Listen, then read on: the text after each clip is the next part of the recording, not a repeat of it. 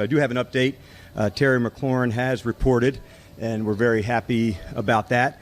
He'll start the training camp on PUP for his ankle. Stop the cap. Stop the cap right now. Stop the cap. Ankle injury. Yeah, right. Let's just be excited that 1-7 finally showed up and he's in the building. Today is the first day that fans were allowed at training camp, and the turnout was amazing. Let's recap day 4 of Washington Commanders training camp. Let's talk about it. The way that we live is not for everybody. Nah, that ain't it, y'all. How do you think the rest of Jaden Daniels' career is going to go? If we're, 6-7 games into Jaden Daniels' career, and he's already milking injuries? Like, Stop saying my name, you dick riding bastard.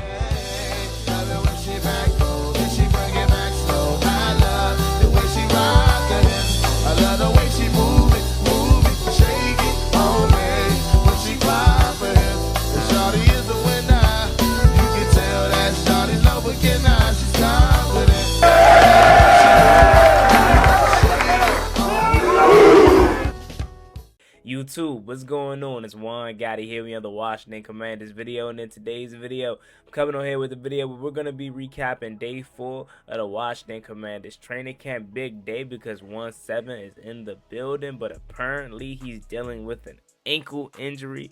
You got a slew of other topics to talk about as well. So without further ado, let's get straight into today's video. Before we do, make sure you guys go down below, leave a like on this video, subscribe to the channel if you are new, turn on post notifications so you get notified when I upload new videos like this to the channel. We're on the road to 11,000 subscribers, so it'd be greatly appreciated if you haven't reached that goal as soon as possible. Also, subscribe to 4th and 1 and a Burgundy Breakdown. Those links are down below in the description.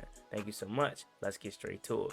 So as it stands right now, most likely your man Juan Gotti will be at camp tomorrow. Shout out to my guy Protect Sports. Go subscribe to him as we'll be going down to Ashburn for the first day of padded practice. So if you see me, want to say what's up, want to get in the video, want to get interviewed and all that, come say what's up. I cannot wait to see y'all, and I cannot wait to see the boys in the pads for the first time tomorrow. So let's get to today's though.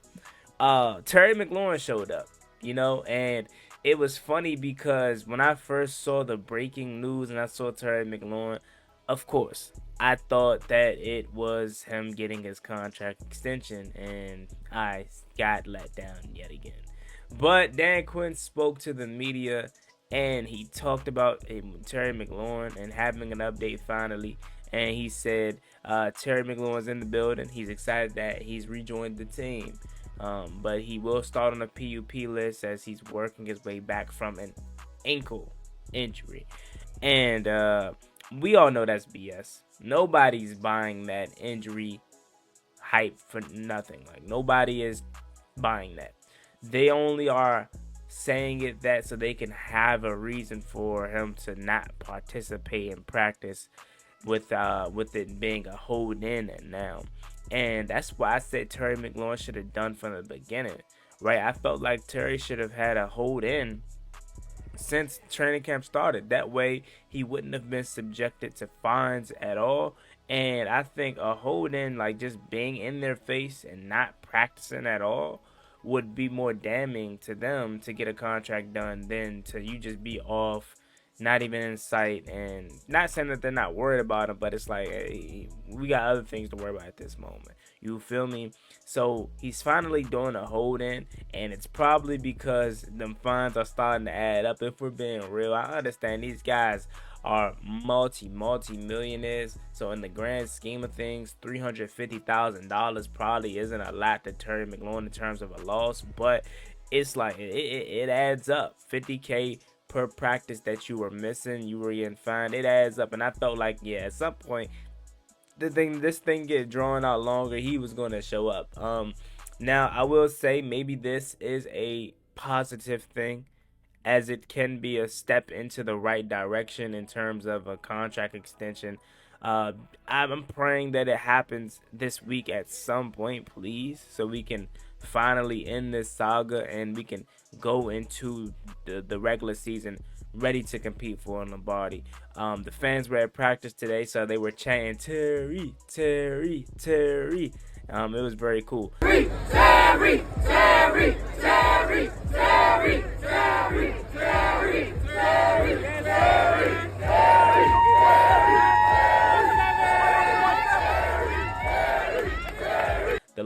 was so long today at 6 a.m. Y'all know I'm coming all the way from Maryland. Like, I'm coming from PG County. So, like, I already know that travel about to be a little far, bro. And I don't know if I'm not gonna be late tomorrow, but like, dang, like 6 a.m. y'all already out there.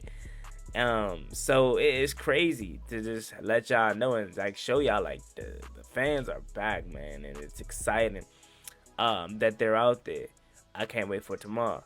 Also, you got Santana Moss, who got inducted into the Ring of Fame. People, well, you know what? Tanner and I hang so much, we need to be hanging together for the rest of our lives. I swear. And I think we will be, brother, because first game against the Giants, you coming up in the rafters. You going in the Ring of Fame, brother. Yes, sir. Love you, man. Congratulations. And we love you so much, your whole fam. And he will be getting inducted on week 1 of the Giants game. Your man Juan Gotti will be in attendance for that as well. So a lot going on today at the camp, and it's exciting. As we know, Santana Moss is one of the best receivers to ever play for this organization. A lot of you all got to experience a lot of great moments from Santana.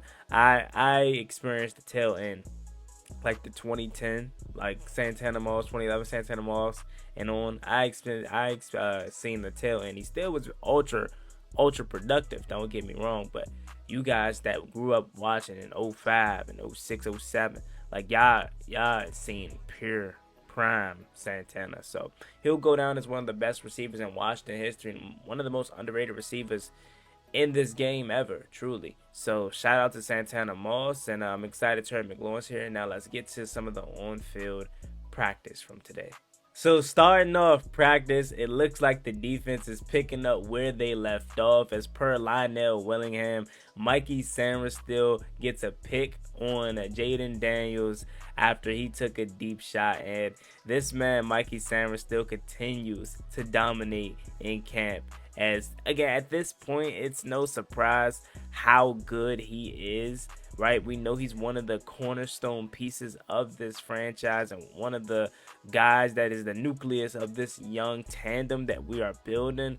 So to continue to see him ball out in camp and do his thing, it's not surprising. I love it. Mikey is a freaking dog, and I'm not sure exactly what the play was for Jaden. I don't know if he was just throwing it up, taking a shot, trying to trust his receiver, but Mikey Sainristil still said, "Nuh-uh, not in my house," as he made a nice grab, and it actually ended up being a pick 6. So they probably would have tackled him or something like that. I'm not sure exactly, but this is not no pads. Tomorrow's the start of pads, so maybe he would have got tackled. But Mikey is a freaking dog, bro, as he continues to show it every single day. Moving on, you got Jean-Baptiste versus Josh Connolly. It's going to be a fun battle to watch. Both just took turns of whipping each other. And more so for Javonte Jean-Baptiste, I love to hear that, because a lot of people have to understand with Baptiste, he's probably the one that's going to benefit the most from a Von Miller, because he's like the only guy in our rotation that is truly a youngin' and that can have a lot of upside. I mean, are we talking about Andre Jones Jr.? No, like Javonte Jean-Baptiste is the only one. So to see him taking strides and potentially whipping up on a first-round left tackle, first-round talent tackle, and Josh Collins Jr. returning the favor, it's kind of a great thing to see, as you reminded that camp is about battling. So seeing both guys win one is really good. But keep your eye on JBJ, Javonte Jean-Baptiste, or JJB, Javonte Jean-Baptiste, because he is a guy that truly can benefit from all these veteran edge rushers in defensive ends, in his locker room, in his position group, and also Ryan Kerrigan as the pass rush specialist. Wouldn't surprise me if Javonte Jean-Baptiste took a major step this upcoming year, in year 2. Then moving on, we have a Brian Robinson update as well. It says, good hole created by Tyler Biadasz and Nick Algretti on a big B-Rob run. And B-Rob is an interesting name, as we know, to say the least. We've talked about it all offseason long, as he's a guy that we are interested in seeing how he can perform with a better offensive line. We already know he lacks vision. We already know he lacks speed. Doesn't have that oomph to his game. But it was no help last year that the offensive line was pissed poor. So can the offensive line be better? As on that play, they were. Nick Algretti is a guy that I think gets a lot of hate from this fan base, which is not deserving, in my opinion. I think at worst he's a good rotational piece. I think he's a quality starter in this league. And if he has to come in and start at left guard, I wouldn't necessarily be upset. Of course, Brandon Coleman is the person that we want to have this nod, and we want to be, the future cornerstone left guard, right? But Nick Algretti isn't too shabby himself, in my opinion. I know he got whipped up a lot last year at times, but he also held his own. So Nick Algretti and Tyler Biadasz combining on a nice hole opened up for Brian Robinson is a great sign. And then you have a nice little JD5 update here. It says, nice job by JD5 finding Eckler underneath for a big gain. So you got JD5 taking his underneath passes and opportunities, and never be afraid to take your check down, youngins. If you're out there, always take the check downs if they're giving it to you. That's the ultimate definition of take what the defense is giving you. Moving on to Zach Selby now. We're talking about the punt return game. As he said, the guys back there catching punts is Jalen Lane, Ja'Cory Brooks, KJ Osborne, and we have Demetrius Felton also catching punts as well. And the leader of that group obviously is Jalen Lane, a person that we think is going to be bringing ultra excitement to that position, and he's going to be electrifying. And hopefully this Washington version of Brandon Banks, or even DeAndre Carter as a kick returner / punt returner as well, like just bring some type of excitement back there. Of course, it's going to be super great, as that's a big reason why he was drafted out of VTech, was for his return ability, and as a secondary ability was his ability to play slot and get open.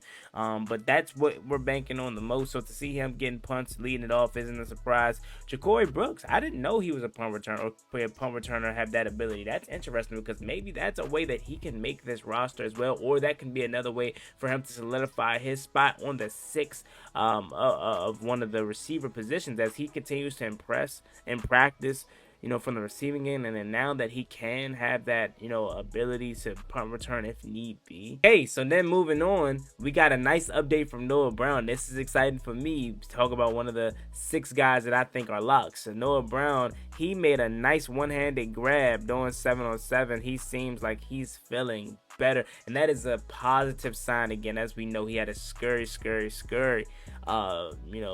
practice and injury in spring, got carted off. We thought it was something major, but it seemed as if that it wasn't, as he was there at practice the other day working out, and then he made a nice grab in 7-on-7. So to see him fully back and see him activated and walking and moving around and running, cutting, jogging, I'm excited about that. You guys know I'm probably the biggest Noah Brown fan in the fan base at this point.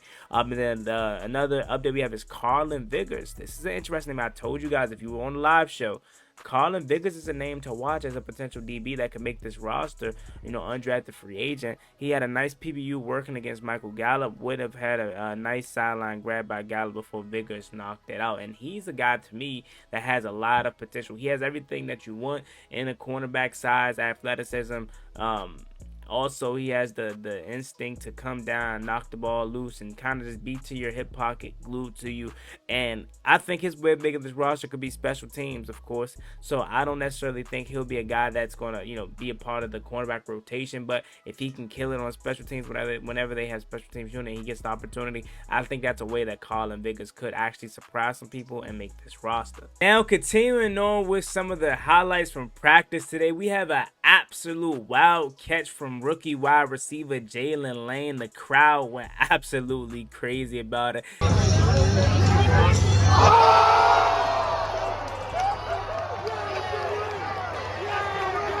As he mauled Mikey Sanverstale and Quan Meyer up in double coverage. And plays like this is the plays that gives these rookie players the confidence to say, you know what, I can play at this level. Don't be surprised if you look back at this season of Jalen Lane that he's about to embark on, and a question may come up at some point of the season, and he say, hey, Jalen, when did you realize you could play at this level?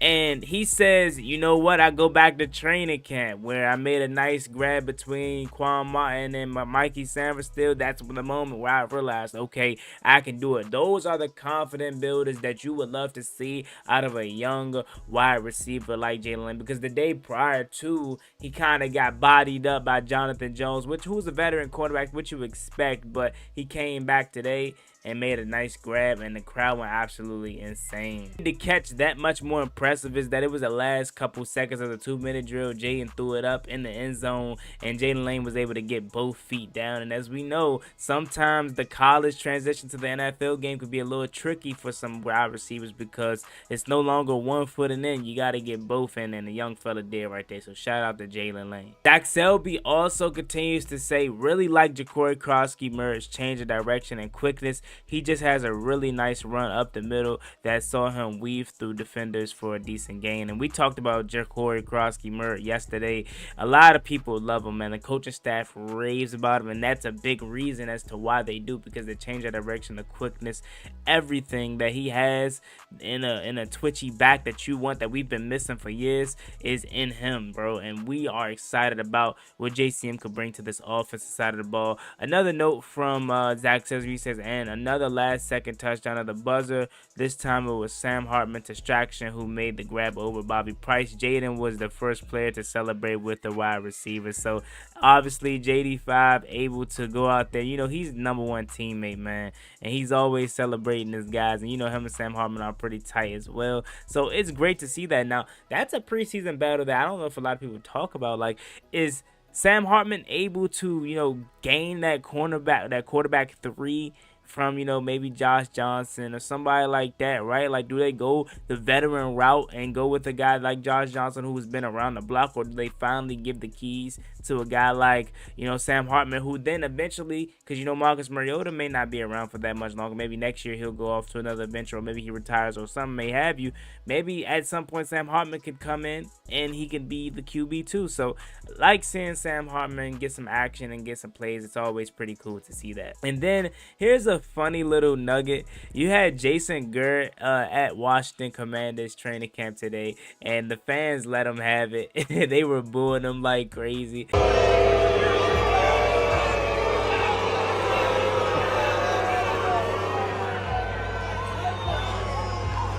Obviously with this cowboy tie, so it's pretty cool to see us erupt and do what's right. You never show no love to no Cowboys, nothing, especially when they're on our turf. You let them have it, because if we was in Dallas, it'd be the same for their fans. So that's a funny, cool moment. You also got Terry Mclaurin, and this is why you love Terry. Even though he's dealing with the contract negotiation, this goes to show you, like, he truly wants to be here, man. He's there, obviously, but he's signing autographs for fans. A young fan asked Terry about his contract situation, and he just laughed and he said he loved you guys, you know what I'm saying? He loved us and stuff like that. So he wants to be here, man. This is his family. This is his home. Bought a home here. Married his love of his life, and he wants to settle down in VA, man, or DMV, and this is his squad. And he's with his agent, you know, Baker. So they're tight, they're close, and I think a deal will get done very, very soon. It's just great to see eyes on 1-7 and to see him in the building, because unlike other people across the league, i.e. Trey Hendrickson, he's not even in Cincinnati. So that goes to show you, man, him hanging around the facility, him being there, that I think we're really close to a potential contract extension.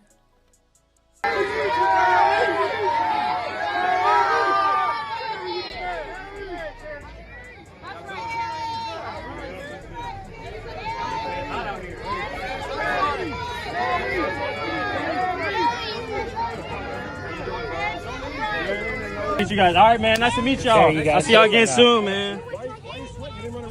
Hey, man. Sweat for the people. Sweat for the people. It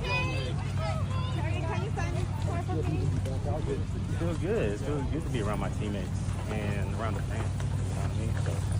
So it's, I can't beat that at all. You know, like that's they've shown me a lot of love and support, and I always just try to give that back, not just on the field but off the field.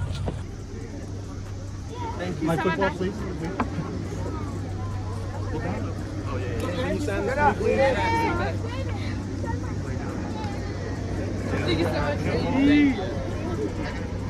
Thank you so much.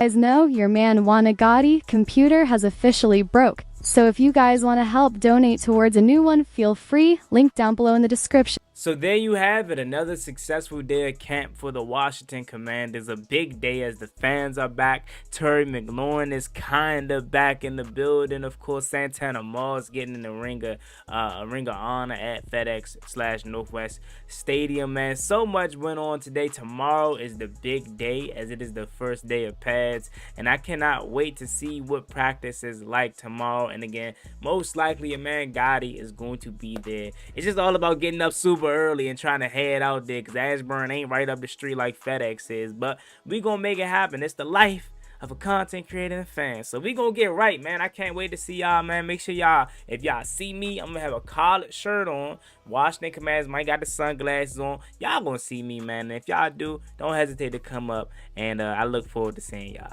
But y'all have a blessing. Stay safe. Be easy out there. Make sure you like, comment, subscribe. Help to Washington Commanders on the road to 11,000 subscribers. Love each and every one of y'all. Catch y'all later. Peace. Ballin' like I'm Deshaun, throw the bomb, G. That's IG, my jersey never seen a lawn.